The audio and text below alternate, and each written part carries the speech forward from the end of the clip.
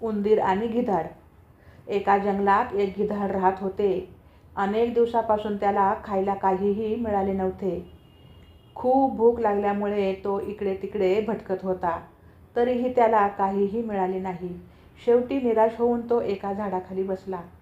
तेव्हा त्याला खूप सारे उंदीर आनंदाने नाचत गात एका रांगेत आपापल्या बिळात जात असताना दिसले. त्यांचा राजा सर्वात समोर होता.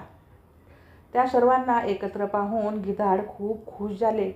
त्याने मनाशी विचार केला, आत्ता तर मी पोटभर जेवण करू शकतो. आता माझ्या खाण्याचा अनेक दिवसांचा प्रश्न सुटला आहे. गिधाड हुशार होते.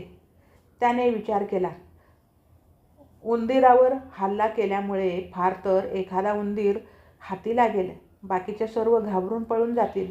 त्यामुळे त्याने एक योजना आखली. दुसऱ्या दिवशी सकाळीच तो त्यांच्या बिळासमोर जाऊन एका पायावर उभा राहिला. तो सूर्याकडे तोंड करून तप करीत असल्याचे सोंग करू लागला.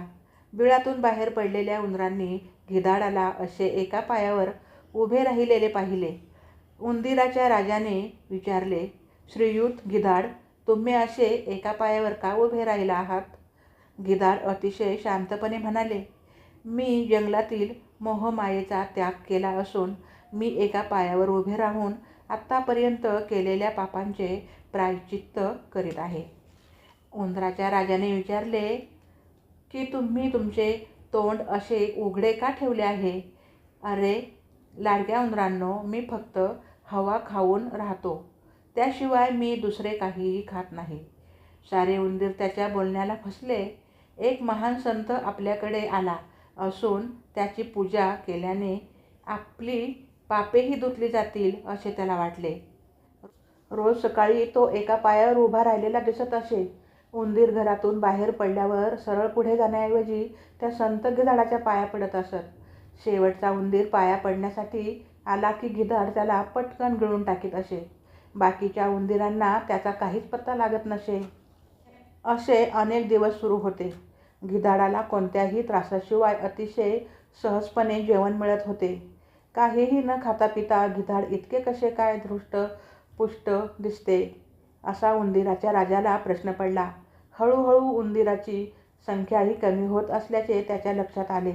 त्याने सर्व उंदीरांची सभा बोलावली आणि आपल्या मनातील भीती व्यक्त करीत तो म्हणाला, मला हे गिधाड फसवे वाटते.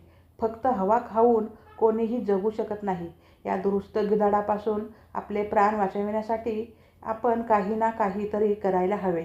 दुसऱ्या दिवशी सकाळी गिधाडाच्या पाया पडताना उंदीराच्या राजाने सर्वात शेवटी राहण्याचे सभेत नक्की करण्यात आले.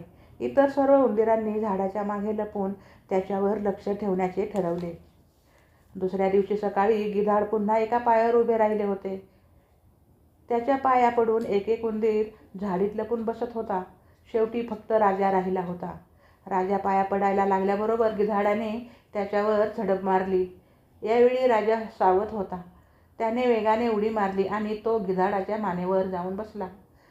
आपल्या तीक्ष्ण दातांनी त्याने त्याला चांगले कुरतडले. गिधाड जोराने ओरडू लागले. दुरून हा सर्व प्रकार पाहणाऱ्या उंदीरांनी त्याच्यावर हल्ला केला. अतिशय वाईटरित्या जखमी झालेले गिधाड जमिनीवर पडले. त्याच वेळी त्या भागातून एक भुकेला लांडगा जात होता. समोर गिधाड पाहून त्याने त्याला मारले आणि खाऊन टाकले. उंदीर घाबरून आपापल्या बिळात लपून बसले. हे सर्व पाहून त्यांनी आपल्या राजाचे आभार मानले. गिधाडाला आपल्या वागण्याचे फळ मिळाले होते. तात्पर्य, आपल्या कृत्याचे फळ प्रत्येकाला भोगावेच लागते.